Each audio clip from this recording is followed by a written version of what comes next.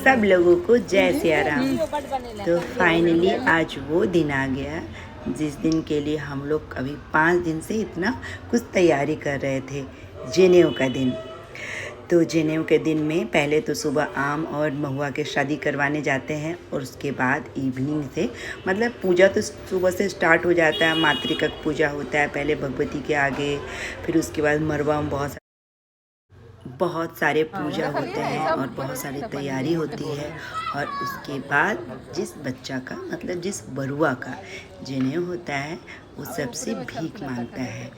सबसे पहले उसकी मम्मा ने भीख दिया, फिर उसकी दादी ने, फिर मेरी मम्मा मतलब बरुआ की नानी ने, हम सब ने भीख दिया और फिर मैंने भीख दिया।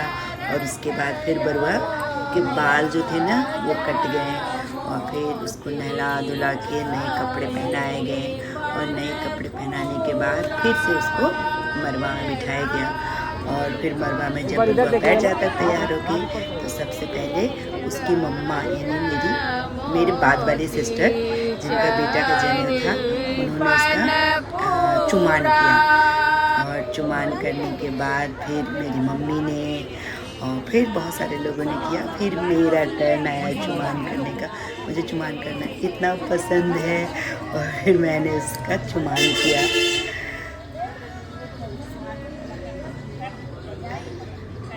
ये इतना प्यारा मोमेंट होता है ना, मतलब मेरी बहन की हालत में समझ सकती हूँ। इतनी ज़्यादा बार इमोशनल हो रही थी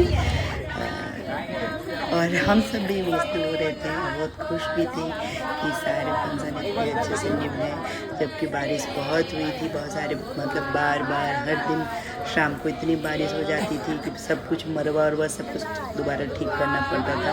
बट ये सबको यदि छोड़ दें तो इतना खूबसूरत फंक्शन हुआ, सब कुछ हम लोगों ने इतना इतने मज़े करे हम लोगों ने।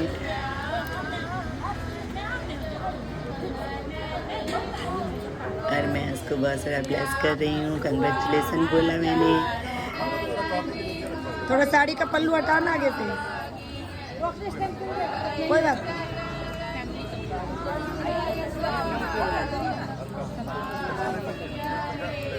बहुत सारे लोगों के यहाँ जब कोई फंक्शन होता है तो उनके यहाँ मोहरी पहनते हैं, हमारे यहाँ पाग पहनते हैं। और ये जनेऊ होता है उसके बाद ही पाग पहना जाता है। पाग अब एक तरह से मानिए हमारा बच्चा शादी के लिए ऑथराइज हो चुका है। जोक सपाट, अभी तो उसको बहुत सारी पढ़ाई करनी है और उसको बहुत बड़ा आदमी